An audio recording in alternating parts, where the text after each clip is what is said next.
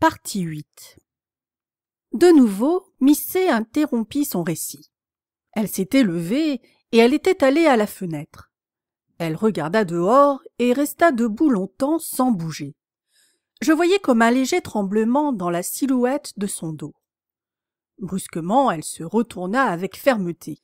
Ses mains, jusqu'alors calmes et indifférentes, eurent tout à coup un mouvement violent, un mouvement tranchant comme si elle voulait déchirer quelque chose. Puis elle me regarda durement, presque avec audace, et elle reprit d'un seul coup. « Je vous ai promis d'être entièrement sincère. Et je m'aperçois combien nécessaire était cette promesse, car c'est à présent seulement en m'efforçant de décrire pour la première fois d'une manière ordonnée tout ce qui s'est passé dans cette heure-là, et en cherchant des mots précis pour exprimer un sentiment qui alors était tout replié et confus, c'est maintenant seulement que je comprends avec netteté beaucoup de choses que je ne savais pas alors ou que peut-être je ne voulais pas savoir. C'est pourquoi je veux dire à moi-même comme à vous la vérité avec énergie et résolution. Alors, à cette heure-là, quand le jeune homme quitta la chambre et que je restai seule, ce fut comme un évanouissement qui s'empara lourdement de moi. J'eus la sensation d'un coup venant frapper mon cœur. Quelque chose m'avait fait un mal mortel, mais je ne savais pas, ou bien je refusais de savoir, de quelle manière l'attitude à l'instant si attendrissante et pourtant si respectueuse de mon protégé m'avait blessée si douloureusement. Mais aujourd'hui, que je m'efforce de faire surgir tout le passé du fond de moi-même comme une chose inconnue, avec ordre et énergie, et que votre propre présence ne tolère aucune dissimulation, aucune lâche échappatoire d'un sentiment de honte, aujourd'hui je le sais clairement.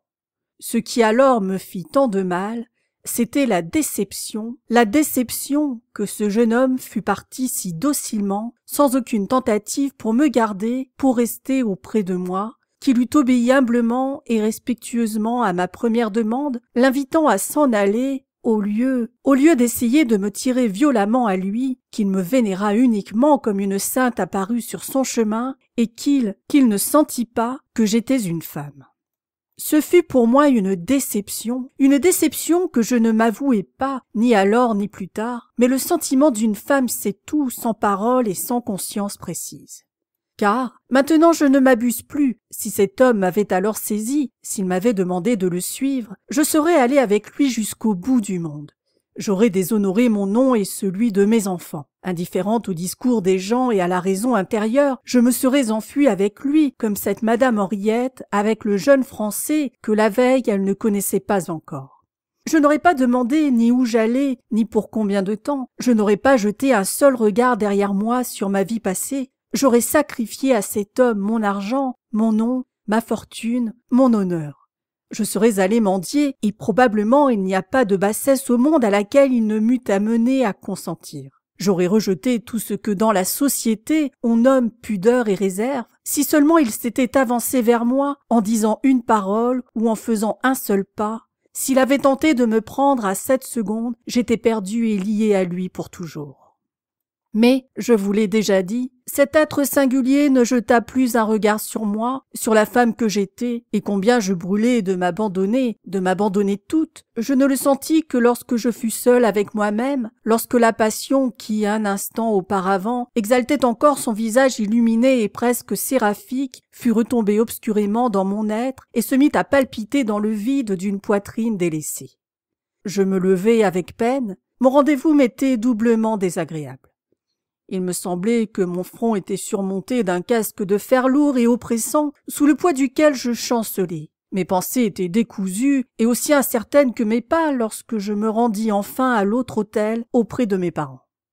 Là, je restai assise, morne au milieu d'une causerie animée, et j'éprouvais un sentiment d'effroi chaque fois que par hasard je levais les yeux et que je rencontrais ces visages inexpressifs qui, comparés à l'autre, animés comme les ombres et les lumières d'un jeu de nuages, me paraissaient glacés ou recouverts d'un masque. Il me semblait être, au milieu de personnes mortes, si terriblement dépourvues de vie était cette société. Et tandis que je mettais du sucre dans ma tasse et que je disais quelques mots, l'esprit absent, toujours au-dedans de moi-même, surgissait comme sous la pensée brûlante de mon sang, cette figure dont la contemplation était devenue pour moi une joie ardente et que, pensée effroyable, dans 1 ou 2 heures, je verrai pour la dernière fois. Sans doute, malgré moi, j'avais poussé un léger soupir ou un gémissement, car soudain la cousine de mon mari se pencha vers moi pour demander ce que j'avais et si je ne me trouvais pas bien, car j'avais l'air toute pâle et toute soucieuse.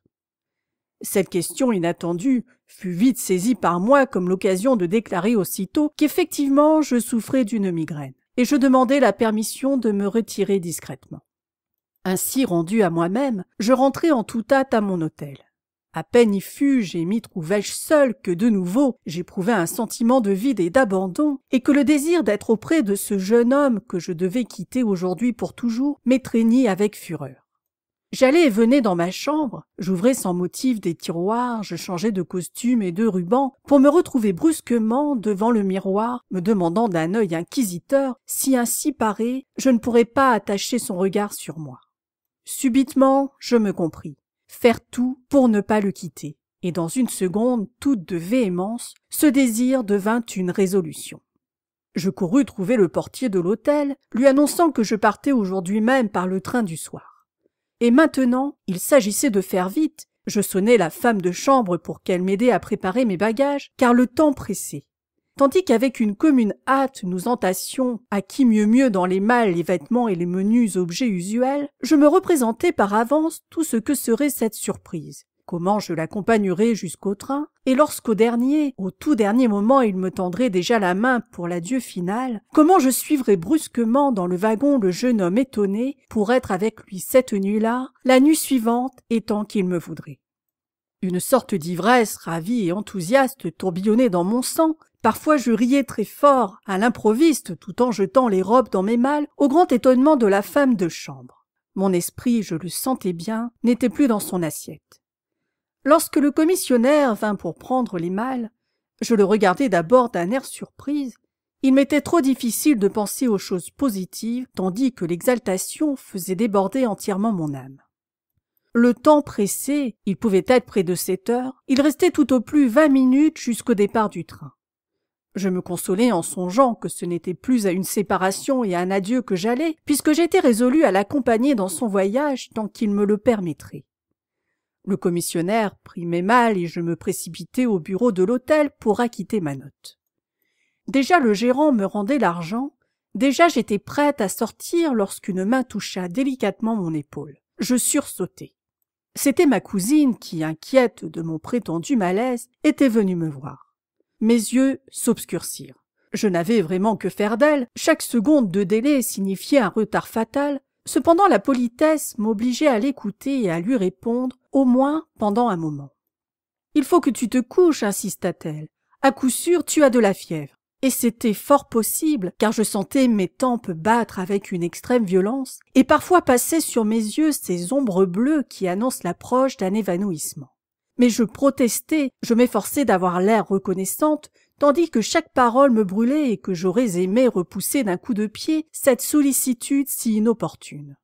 Mais l'indésirable personne restait toujours. Elle m'offrit de l'eau de Cologne et voulut elle-même en rafraîchir les tempes, pendant que moi je comptais les minutes, que ma pensée était pleine du jeune homme et que je cherchais un prétexte quelconque pour échapper à ces soins torturants. Et plus je devenais inquiète, plus je lui paraissais suspecte. C'était presque avec rudesse que finalement elle voulut m'obliger à aller dans ma chambre et à me coucher. Alors, au milieu de ces exhortations, je regardai soudain la pendule qui était au milieu du hall. Il était 7h28 et le train partait à 7h35. Brusquement, d'un trait, avec la brutale indifférence d'une désespérée, je tendis la main à ma cousine sans autre explication en disant « Adieu, il faut que je parte ». Et sans me soucier de son regard de stupéfaction, sans me retourner, je me précipitai vers la porte de sortie sous les yeux étonnés des employés de l'hôtel, puis je courus dans la rue vers la gare. À la gesticulation animée du commissionnaire qui attendait là avec les bagages, je compris déjà de loin qu'il était grand temps. Avec une fureur aveugle, je m'élançai vers la grille d'accès au quai, mais là, l'employé m'arrêta. J'avais oublié de prendre mon billet, et pendant que presque avec violence j'essayais de l'amener à me laisser malgré tout aller jusqu'à la voie, le train se mettait déjà en marche.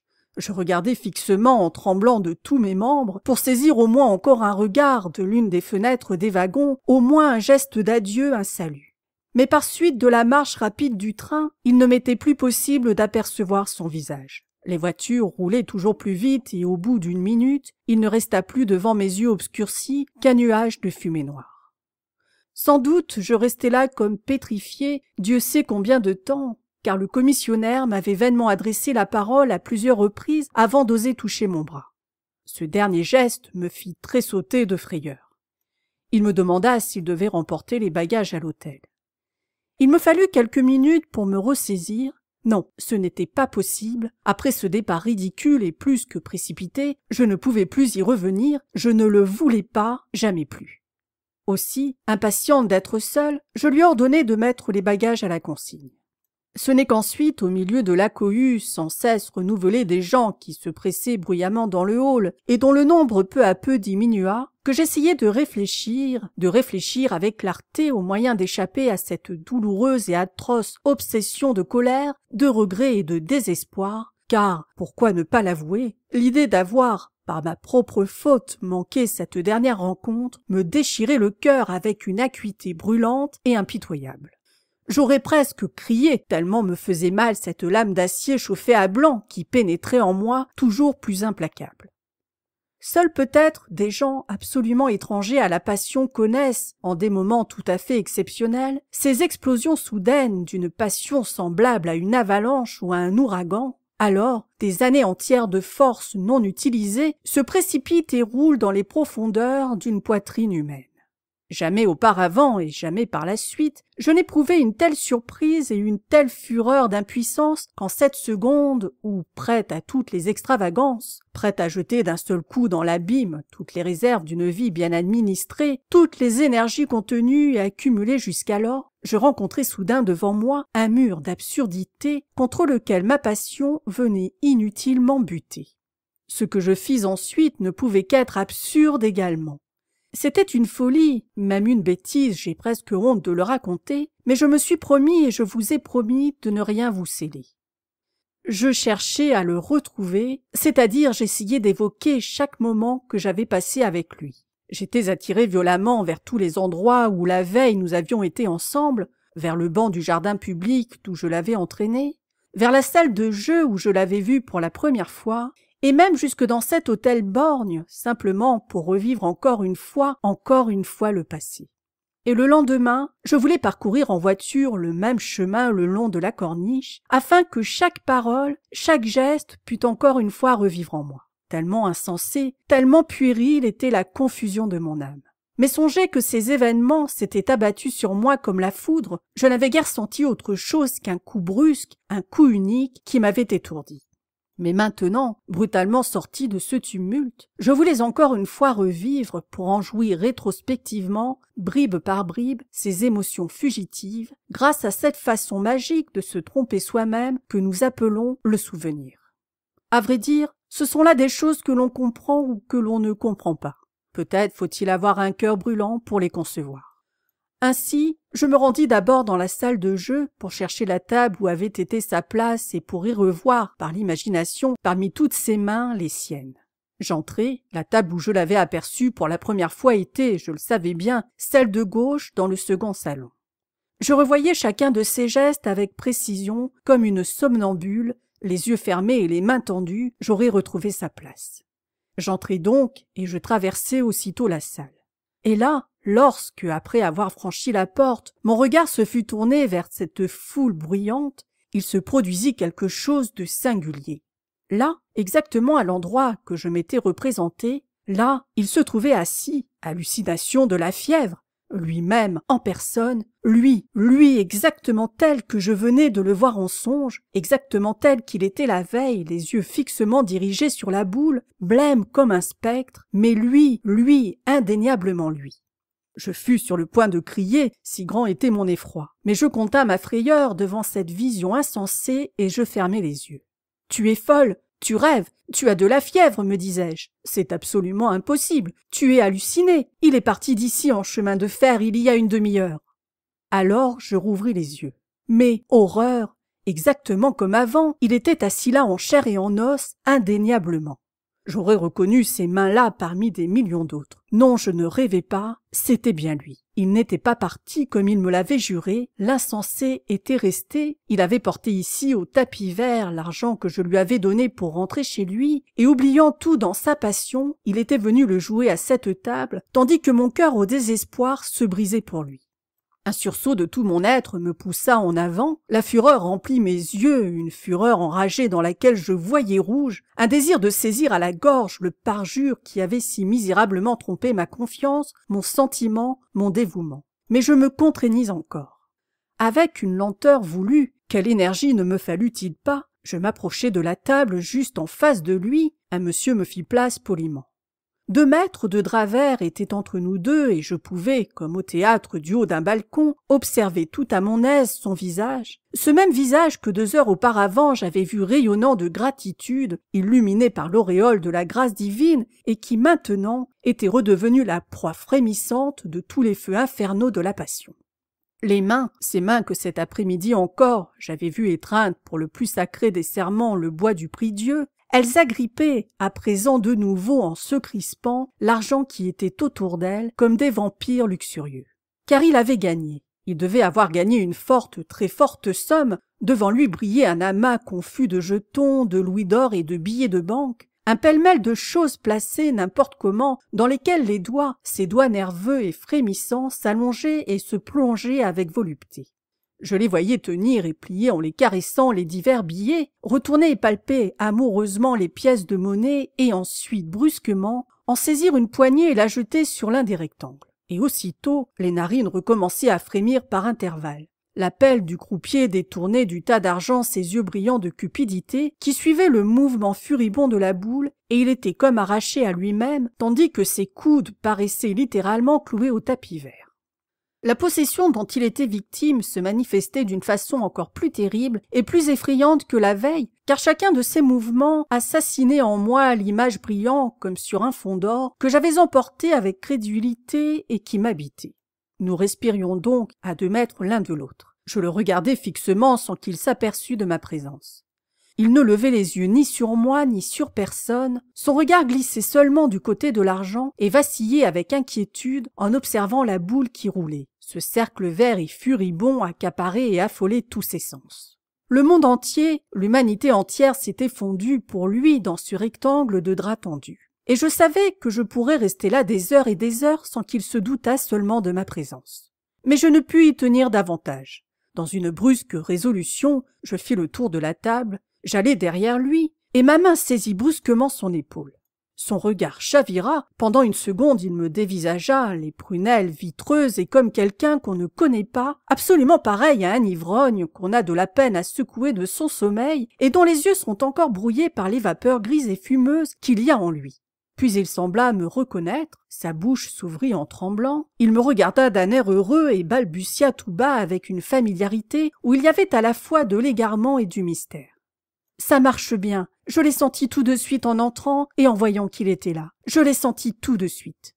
Je ne compris pas ce qu'il voulait dire. Je remarquai seulement que le jeu l'avait enivré, que cet insensé avait tout oublié, son serment, son rendez-vous, l'univers et moi. Mais même dans cet état de possession, la lueur d'extase qu'il venait d'avoir en me voyant était si séduisante que, malgré moi, je suivis le mouvement de ses paroles et que je lui demandai avec intérêt de qui il voulait parler. « Du vieux général russe qui est là, qui n'a qu'un bras, murmura-t-il en se pressant tout contre moi pour que personne n'entendît le secret magique. Là, celui qui a des côtelettes blanches et un laquais derrière lui, il gagne toujours. Hier déjà je l'ai remarqué. Il a sans doute une martingale et je joue toujours comme lui. Hier aussi il a toujours gagné, seulement j'ai commis la faute de continuer à jouer lorsqu'il est parti. Ce fut ma faute. Hier il doit avoir gagné 20 000 francs et aujourd'hui aussi il gagne chaque fois. Maintenant je mise toujours d'après lui. » Au milieu de sa phrase, il s'interrompit brusquement, car le croupier cria son ronflant « Faites vos jeux !» et son regard se détourna comme aimanté, dévorant la place où était assis, grave et paisible, le russe à barbe blanche qui posa avec circonspection d'abord une pièce d'or, puis après un moment d'hésitation, une seconde sur le 4e rectangle. Aussitôt les mains brûlantes qui étaient devant moi plongèrent dans le tas d'argent et jetèrent une poignée de pièces d'or au même endroit. Et lorsqu'une minute après, le croupier cria 0, et que son râteau balaya d'un seul mouvement tournant toute la table, le jeune homme regarda stupéfait, comme si c'eût été un miracle, tout cet argent qui s'en allait. Vous penserez peut-être qu'il s'était retourné vers moi? Non, il m'avait complètement oublié. J'avais disparu, j'étais disparu, perdu, effacé de son existence. Tous ses sens exacerbés étaient fixés sur le général russe qui, complètement indifférent, tenait dans sa main 2 nouvelles pièces d'or, incertain encore du numéro sur lequel il les placerait. Je ne saurais vous décrire mon amertume, mon désespoir, mais vous pouvez imaginer ce que je ressentais. Pour un homme à qui l'on a donné toute sa vie, n'être pas plus qu'une mouche qu'une main indolente chasse avec lassitude.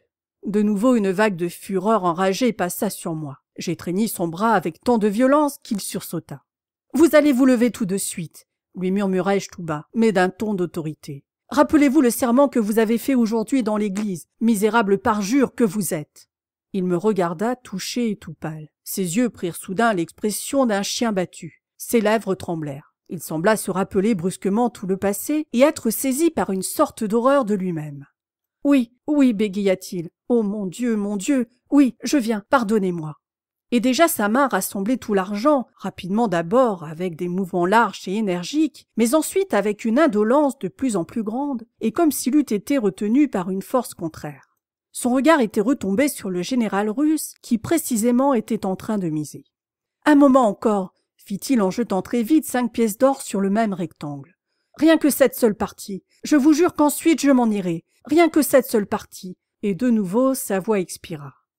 La boule avait commencé à rouler, l'emportant dans son mouvement. De nouveau le possédé venait de m'échapper, il s'était échappé à lui-même entraîné par la giration de la boule minuscule qui sautait et bondissait dans la cuvette polie. Le croupier cria un numéro. Le râteau agrippa devant lui les 5 pièces d'or. Il avait perdu. Mais il ne se retourna pas. Il m'avait oublié, ainsi que son serment, ainsi que la parole qu'il venait de me donner une minute auparavant. Déjà sa main avide plongeait en se crispant dans le tas d'argent diminué, et son regard ivre était entièrement accaparé par son vis-à-vis porte-bonheur qui magnétisait sa volonté.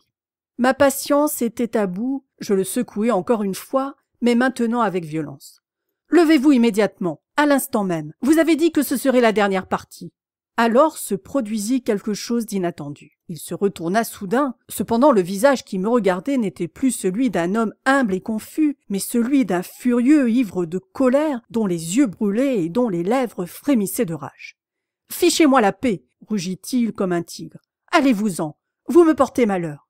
Toujours quand vous êtes là, je perds. Ça a été le cas hier et aujourd'hui encore. Allez-vous-en. » Je fus un moment comme sidéré. Mais ensuite, devant sa folie, ma colère déborda elle aussi. « Je vous porte malheur, moi » l'apostrophai-je. « Menteur, voleur, vous qui m'avez juré !» Mais je m'arrêtai là, car l'enragé bondit de sa place et me poussa en arrière, indifférent au tumulte qui s'élevait. « Fichez-moi la paix !» s'écria-t-il d'une voix forte sans aucune retenue. « Je ne suis pas sous votre tutelle. Voici votre argent !» Et il me jeta quelques billets de 100 francs. « Mais maintenant, laissez-moi tranquille. » Il avait crié cela très fort, comme un fou, indifférent à la présence des centaines de gens qui étaient autour de lui.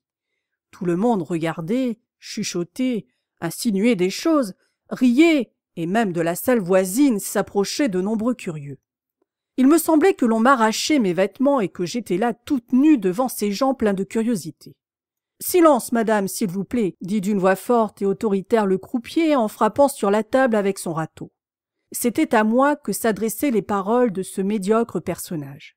Humiliée, couverte de honte, j'étais là exposée à cette curiosité murmurante et chuchotante comme une prostituée à qui l'on vient de donner de l'argent. 200, 300 yeux insolents étaient là à me dévisager.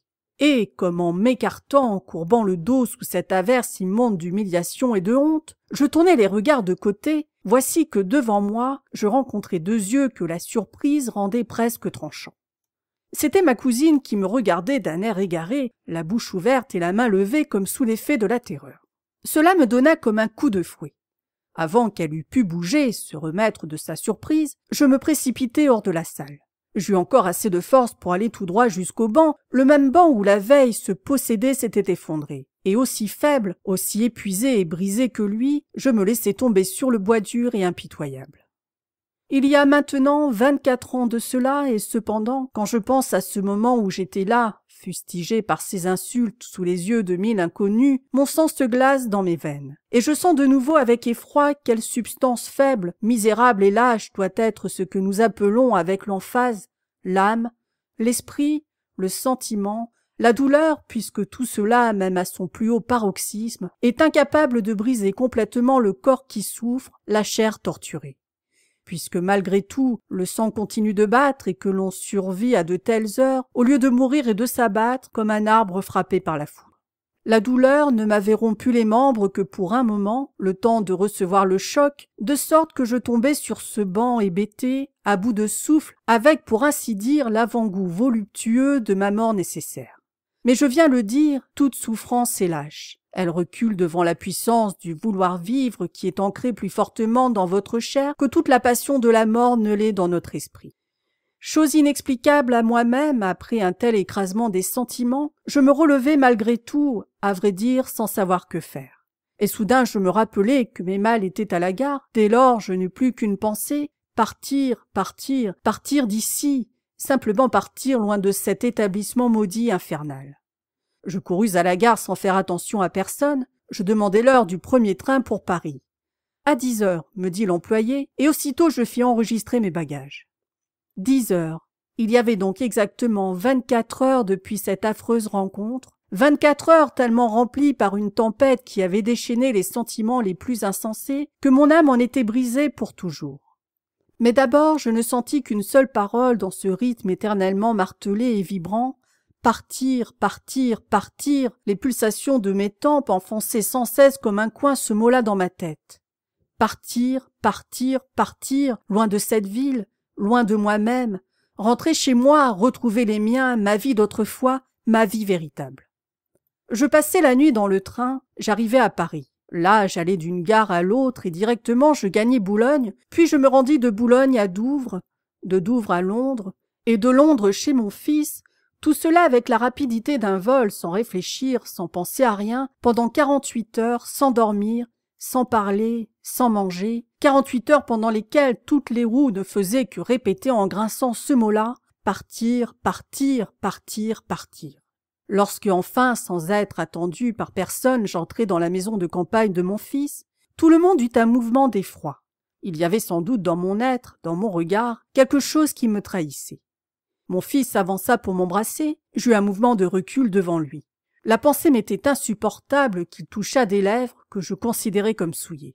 J'écartai toute question, je demandai seulement un bain, car c'était un besoin pour moi de purifier mon corps, abstraction faite de la crasse du voyage, de tout ce qui paraissait encore y rester attaché de la passion de se posséder de cet homme indigne.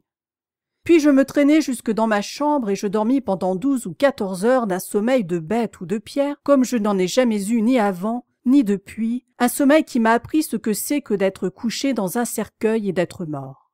Ma famille s'inquiétait pour moi comme pour une malade.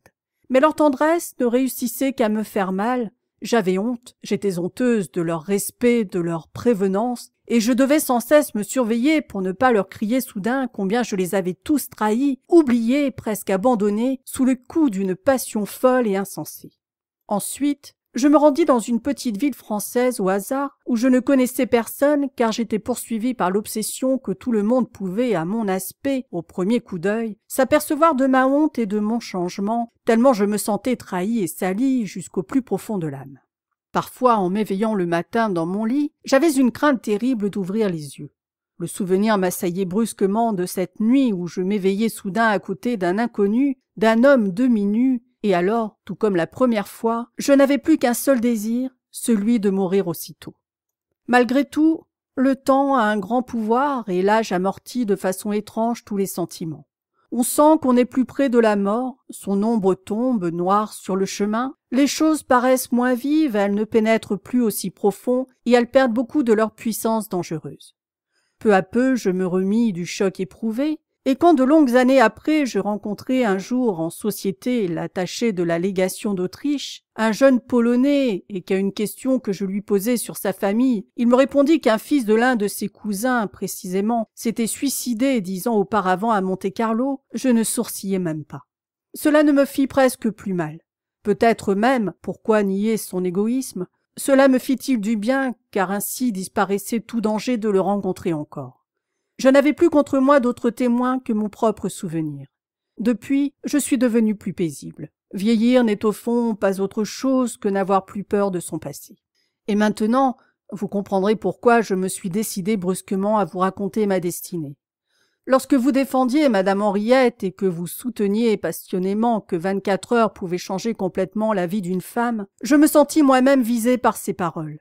Je vous étais reconnaissante parce que pour la première fois, je me sentais pour ainsi dire confirmée, et alors j'ai pensé que peut-être, en libérant mon âme par l'aveu, le lourd fardeau et l'éternelle obsession du passé disparaîtraient, et que demain, il me serait peut-être possible de revenir là-bas et de pénétrer dans la salle où j'ai rencontré ma destinée, sans avoir de haine ni pour lui ni pour moi.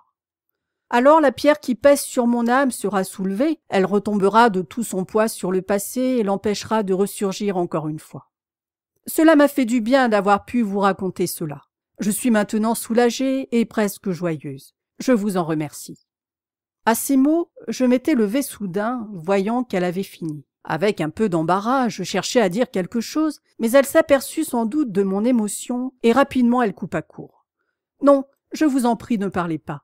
Je ne voudrais pas que vous me répondiez ou me disiez quelque chose. Soyez remerciés de m'avoir écouté et faites bon voyage. » Elle était debout en face de moi et elle me tendit la main en manière d'adieu. Sans le vouloir, je regardai son visage et il me parut singulièrement attendrissant, le visage de cette vieille dame qui était là devant moi, affable et en même temps légèrement gênée. Était-ce le reflet de la passion éteinte? Était-ce la confusion qui soudain, colorée d'une rougeur inquiète et croissante, séjoue jusqu'à la hauteur de ses cheveux blancs? Toujours est-il qu'elle était là comme une jeune fille, pudiquement troublée par le souvenir et rendue honteuse par son propre aveu. Émue malgré moi, j'éprouvais un vif désir de lui témoigner par une parole ma déférence. Mais mon gosier se serra. Je m'inclinai profondément et baisai avec respect sa main fanée qui tremblait un peu comme un feuillage d'automne.